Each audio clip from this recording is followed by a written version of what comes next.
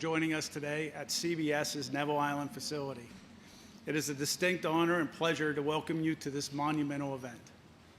My name is Noah Schultes, and I represent the Linde Group. Our holdings include Linde Paving and CBS, renowned producers in the asphalt and concrete industries. Today, we gather to celebrate a significant milestone for Pennsylvania industry, the awarding of an EPA grant aimed at industrial decarbonization. For decades, Linde has been at the leading edge of the construction business. Our commitment to sustainability is a core value that guides our operations and our decisions. We are proud to be a leader in the National Asphalt Pavement Association's The Road Forward initiative, showcasing our dedication to creating a more sustainable future. Our efforts have already resulted in Linde Paving having the highest number of published asphalt environmental product declarations in the country, and we are equally dedicated to producing concrete EPDs at this very facility. But why? What does sustainability mean to us? Well, we recognize the critical need to respond to market pressures and meet stringent regulatory requirements. However, our mission extends beyond mere compliance. Our objective is to lead and to be the change agents in our industries by pioneering new ways to produce lower carbon materials. We are driven by a vision to foster environmental stewardship, an imperative that requires collaboration. This is why the partnership between the state and federal leadership and industries like ours is crucial. Programs such as the one as our governor is addressing today are pivotal in not only helping to lower emissions, but also lowering the costs associated with these efforts. It is through such collaborative initiatives that we can achieve our shared goals of a cleaner, greener future. I would like to extend our deepest gratitude to the leaders whose support and foresight have made this grant and this moment possible. Thank you to the Biden-Harris administration for their Investing in America agenda, to Administrator Regan and the EPA for recognizing the urgent need for such programs and providing the necessary funding. Our sincere thanks to all of our local leaders in Western PA, including Sarah Imarato, Rob Matzi, Nick Piscatano, who have worked to enable the implementation of state and federal projects.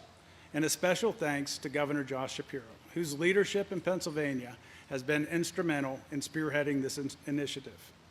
Now it is my esteemed honor to introduce Governor Josh Shapiro, who has been a relentless advocate for sustainable development and environmental protection for our state. His visionary leadership is essential to the success of the Commonwealth and his forward-thinking initiatives. Ladies and gentlemen, please join me in welcoming Governor Josh Shapiro. Good to be with you. Thanks, everybody. And Noah, thank you very much. I appreciate your kind words. And let me say to you and the entire team here at Linde, including our good friend Vince Titino, thank you for showing us the way. Thank you for leading the way. And I want to echo your thanks to our elected leaders who are here today, especially Lieutenant Governor Austin Davis, my right hand and my partner in governing here in the Commonwealth of Pennsylvania. And let me say thank you to Administrator Regan and the EPA for your leadership and for choosing Western Pennsylvania as the place to make this critically important announcement today. You know, as we just heard from Noah, Pennsylvania companies and Pennsylvania workers are the backbone of the American energy industry. We are the second leading net energy exporter in the country, and our industrial sector is the strongest anywhere. That includes companies like Castle Builders Supply and Trucking, which helps produce the concrete that goes into our bridges and buildings, making Western Pennsylvania and our Commonwealth stronger and more prosperous, putting food on the dinner table for families all across this great Commonwealth. You know, just last Wednesday, I had the privilege of standing up in South Central Pennsylvania, announcing the largest federal grant for a single transportation project in Pennsylvania history, the I-83 South Bridge right there in Harrisburg. It was the largest federal grant ever. Today, I'm here in Western Pennsylvania less than a week later to announce the second largest federal grant in Pennsylvania history, thanks to the Biden-Harris administration and thanks to them believing in the Commonwealth of Pennsylvania.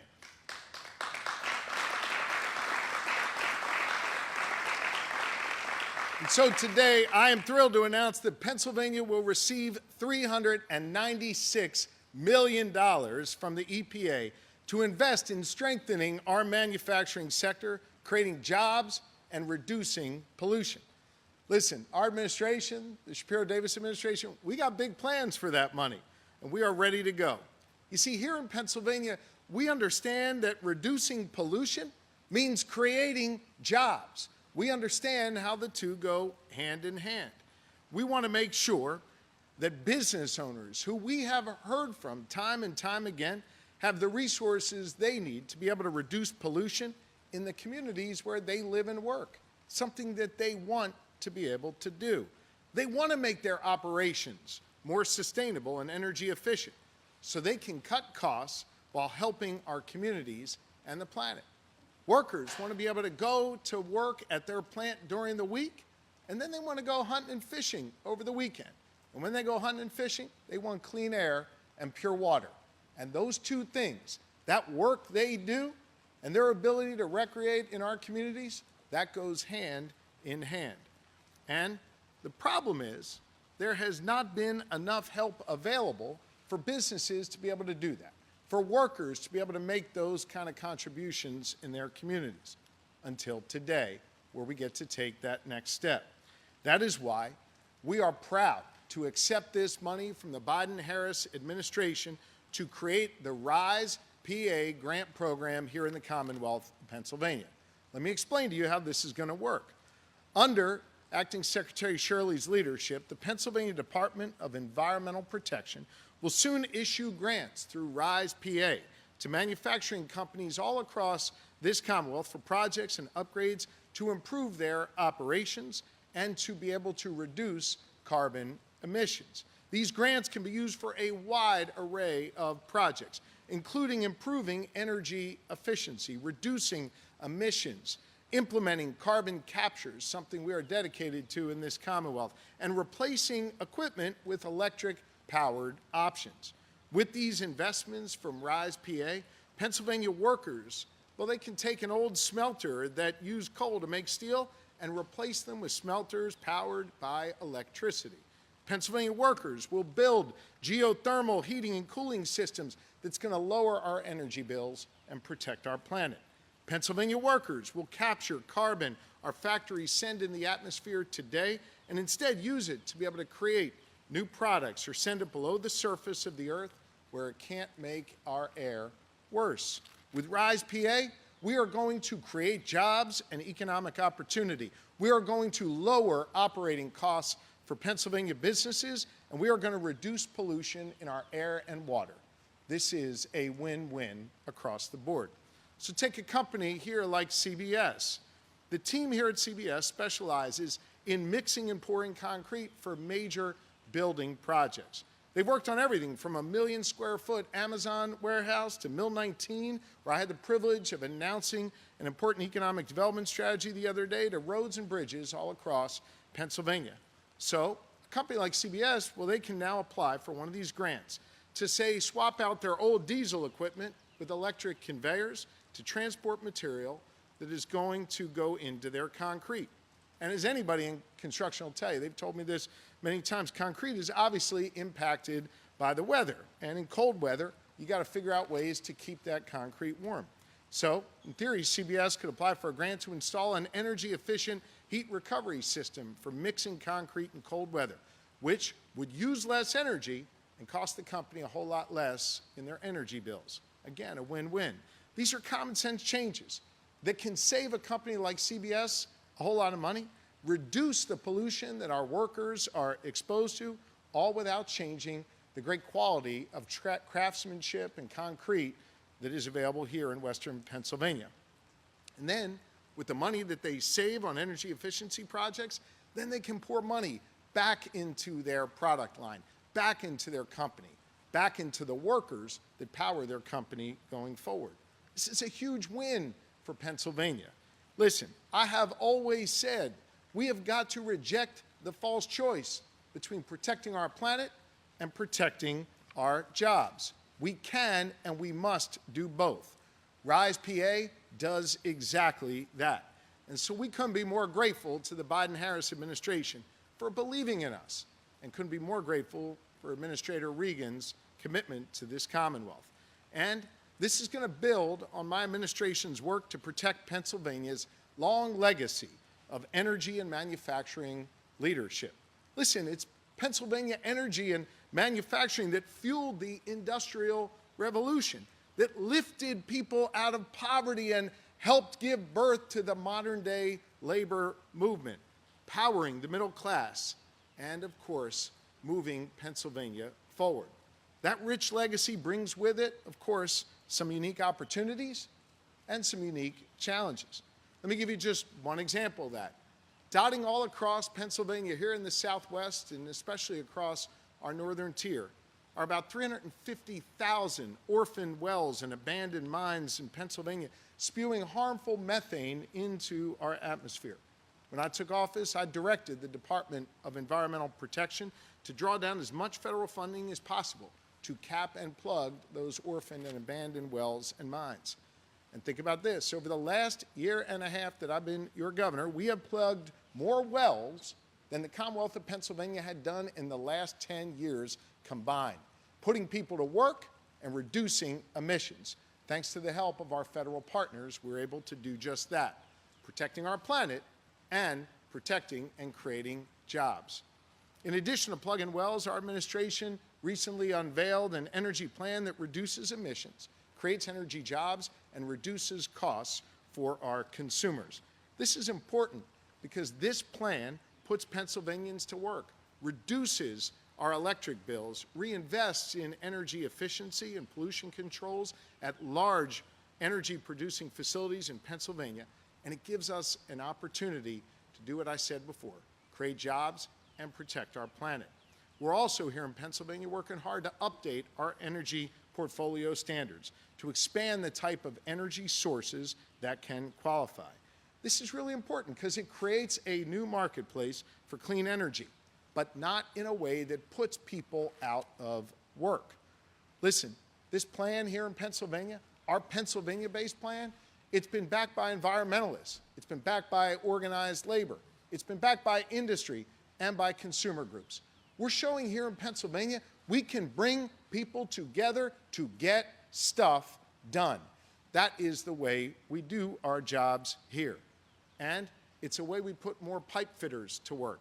It's a way we put more boiler makers to work, more solar installers, and more energy efficient technicians. Gone are the days here in Pennsylvania of talking about protecting our planet in a way that removes jobs.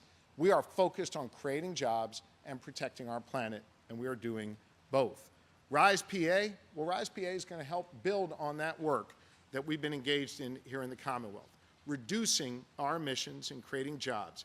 And without the leadership of President Biden, Vice President Harris, and Administrator Regan, we would not be getting that done. This is what happens when you have an administration like the Biden-Harris administration in the White House listening to the good people of Pennsylvania and then working with us to get meaningful things done. A president and a vice president who care deeply about the good people of Pennsylvania, care deeply about communities like these in Western Pennsylvania, and have stepped up time and time again to help us get stuff done. I couldn't be more grateful to them for what is now the second largest federal investment in Pennsylvania history. Maybe next week you'll come back for the third. And with that, it is my pleasure to invite up our county executive here in Allegheny County, Sarah Innamorato, for a few remarks. Thank you all very much.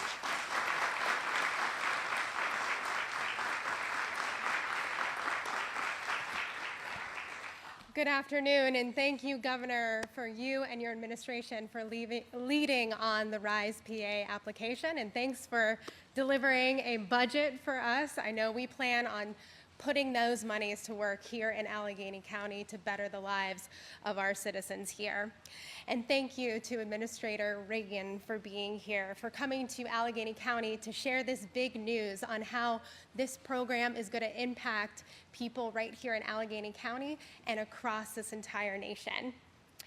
This $396 million award will help the state decarbonize small, medium, and large industrial projects across the state, which is going to provide so many benefits for us here in Allegheny County and southwestern PA.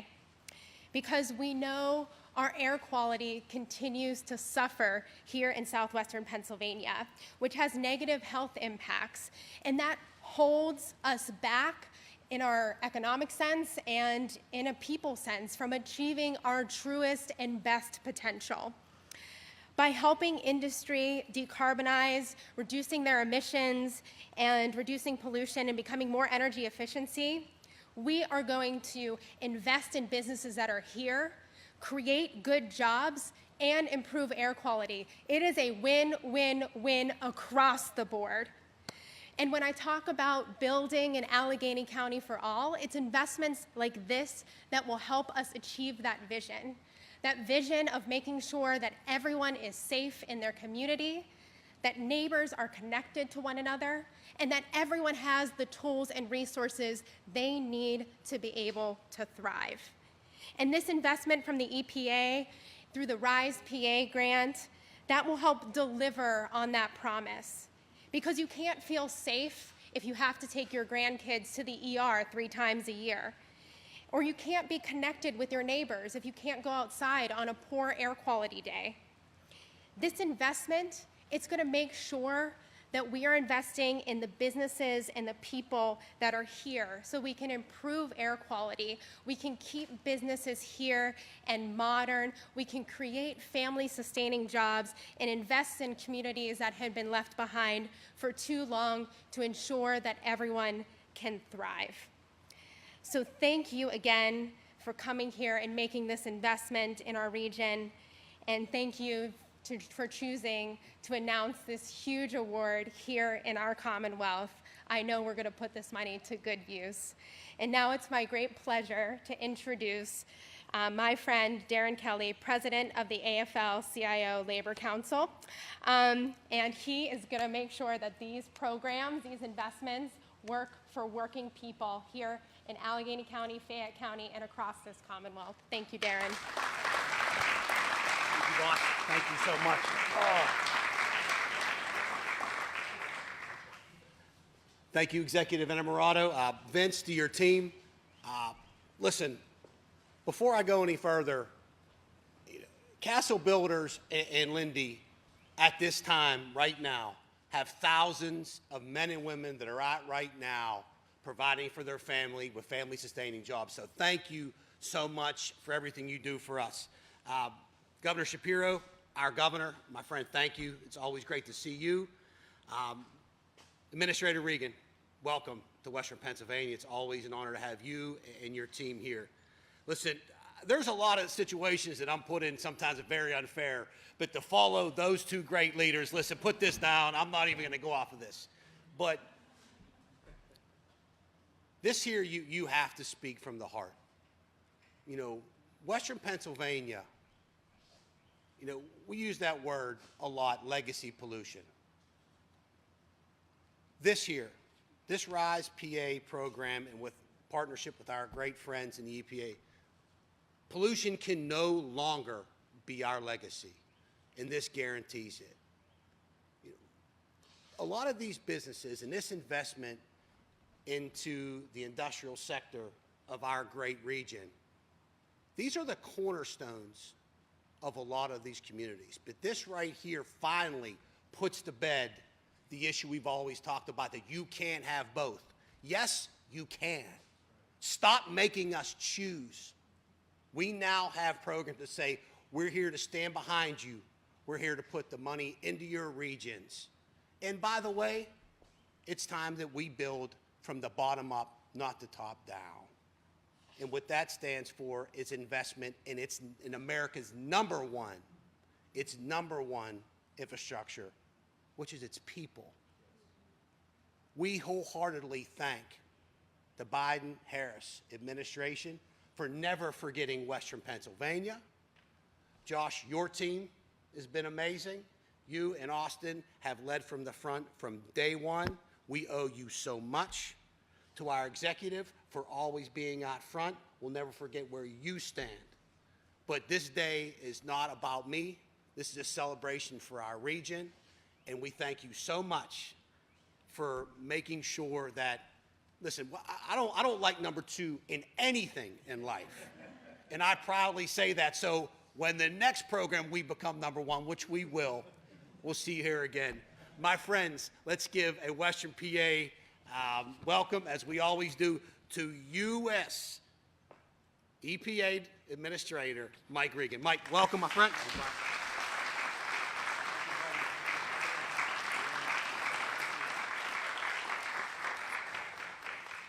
Well, good afternoon, everyone.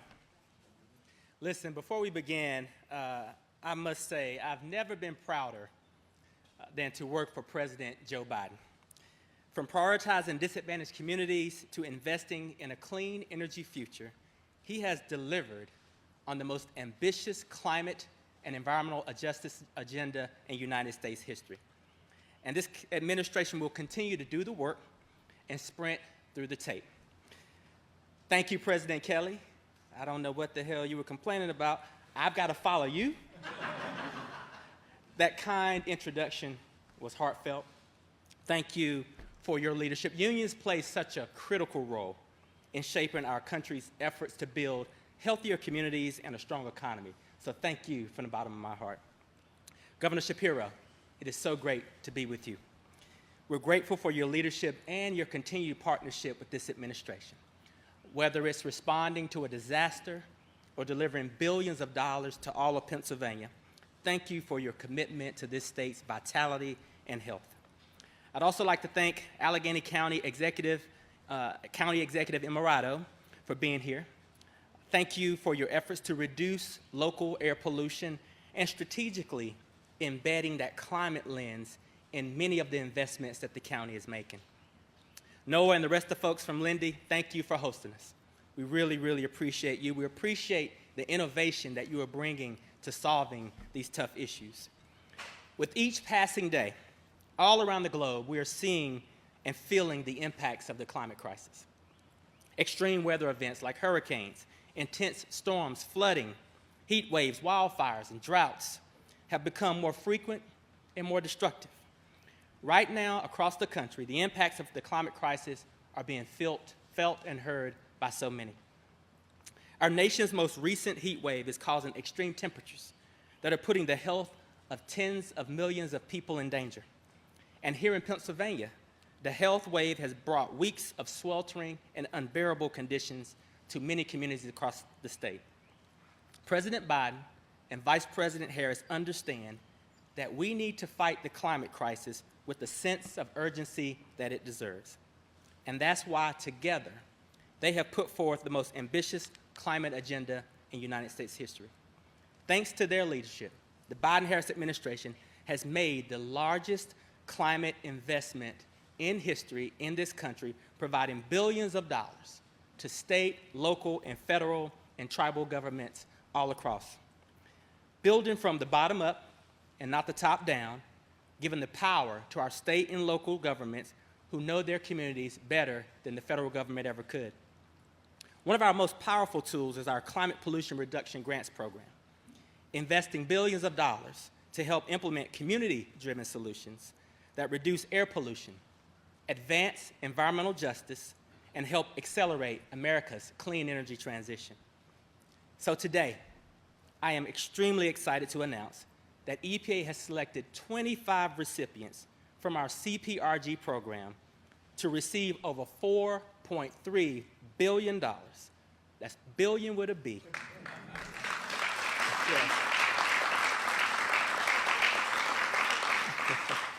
To fund climate solutions that work for their communities. Today's investment builds on the $250 million in planning grants we provided last year to help communities develop locally led action plans that reduce climate pollution. And folks, I'm proud to say, with that $250 million, these plans now cover 96% of the United States population. In what was a highly competitive application process, we selected 25 applicants from across the country to fund investment-ready projects targeting climate pollution from transportation, electric power sector, commercial and residential buildings, industry, agricultural and natural lands, waste, and materials management. Together, these grants will fund innovative projects that stimulate economic growth, spur the creation of new industries and good-paying jobs, especially in low-income and disadvantaged communities. One of the best examples is here right here in Pennsylvania. As you've heard, nearly $400 million to help decarbonize the state's industrial sector, reducing 9 million metric tons of carbon pollution. Listen, I have to say, I don't like being second. But these investments are going to change lives. These investments are going to create jobs. These investments will result in cleaner air for these fence-line communities, but also create jobs and spur economic development in these fence-line communities. And not just for Pennsylvania, but for communities all across the country. From Nebraska, supporting sustainable agriculture projects, to developing pathways for zero-emission goods movement in disadvantaged communities across Southern California, to shifting to cleaner heating sources in homes in New England and Alaska. The potential health, environmental, and economic benefits for this program, well, they're endless. And I want to recognize that this is only because of the leadership of local leaders, those who actually know their communities. Leaders like Governor Josh Shapiro, who is standing with this administration to fight against climate change. These grants are projected to reduce greenhouse gas pollution by close to 1 billion metric tons. That's equivalent to the pollution generated by 5 million homes each year for 25 years. Folks, these grants present an opportunity for communities to chart their own path toward a cleaner, more sustainable future. An opportunity for all levels of government to work together to develop and implement climate solutions that work for their communities. An opportunity to help businesses remain competitive in an increasingly decarbonized world. And an opportunity to give communities, again, particularly low-income and disadvantaged communities with environmental justice concerns, the clean air that they deserve and the seat at the table to design these plans that they deserve. Folks, it's our greatest privilege and honor and responsibility to ensure that all people in this country, no matter the color of their skin, the zip code they live in, or how much money they make, deserve to have clean air to breathe, clean water to drink, and the opportunity to live a healthy life. Yes.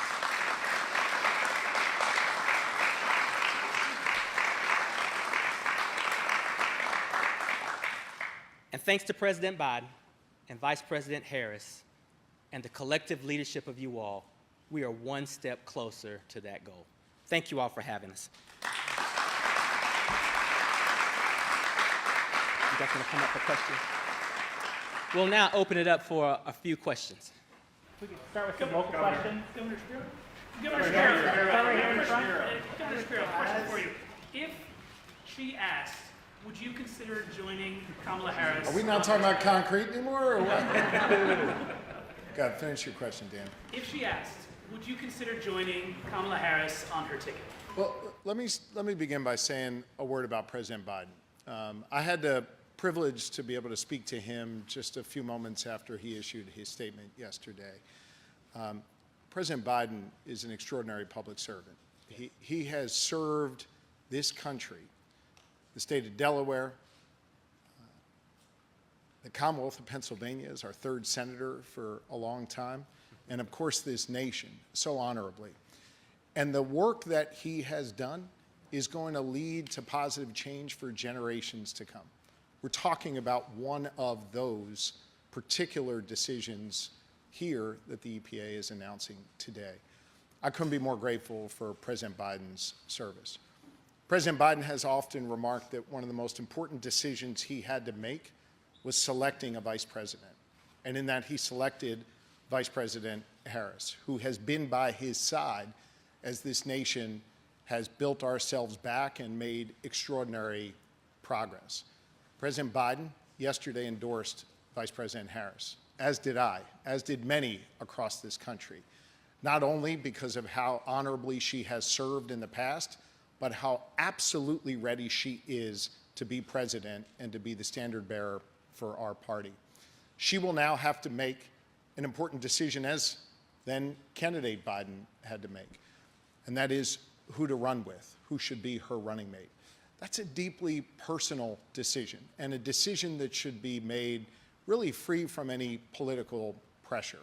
It's a decision she needs to make, who she wants to govern with, who she wants to campaign with, and who can be there to serve alongside her when she serves as, God willing, the 47th President of the United States.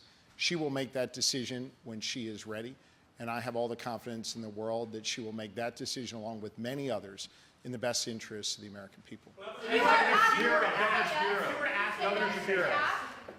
Has the Vice President... You're only here to visit your family in Western PA. I know that. Has the Vice President discussed the possibility of serving as her running mate with you? Have you had conversations? I spoke to the Vice President yesterday, shortly after I spoke to the President. You know what we focused on? Defeating Donald Trump. Our conversation was all about how we beat Donald Trump and protect our freedoms here in this Commonwealth. We talked about how we can't go back to a time, as Donald Trump did, where he ripped away our freedoms, from the freedom to be able to try and join a union. Remember, this is the same guy who went to the Supreme Court to try and turn this Commonwealth and this country into a right-to-work place. We will never be a right-to-work state as long as I'm governor, and we will never be a right-to-work nation as long as Kamala Harris is our president. This is a guy who injected chaos in our lives in the past and wants to do it again. He wants to rip away health care from 1.2 million Pennsylvanians. This is a guy who has looked at the kind of workers who work here with great disdain. He spent a career screwing over the kind of workers that work here at CBS, the kind of workers that work with Darren Kelly and our unions here in the Commonwealth of Pennsylvania. And so the conversations I've had with the Vice President are all about one thing and one thing only. How do we defeat Donald Trump? How do we protect our freedom? And how do we make Pennsylvania, which was the epicenter of the creation of our democracy 248 years ago and is going to be the epicenter of our politics today, how do we make sure that Pennsylvania elects Kamala Harris to be our next president? Vice President Harris yesterday, did she mention that you were under consideration to be vice president? We spoke only about defeating Donald Trump and our shared commitment to that. I immediately gave her my endorsement and said I would do everything in my power to support her here in the Commonwealth of Pennsylvania. She asked you the question. I'm happy to try and answer your questions. I just kind of have to hear them one at a time. I just said you don't want her doing all that thinking if you're going to say no, though. What's the question? You said that you want her to be able to think hard and pick who she wants. Would you at least be interested, as a well-loved governor of the largest battleground Oh, state? you're so nice. I appreciate that. Yeah, well loved.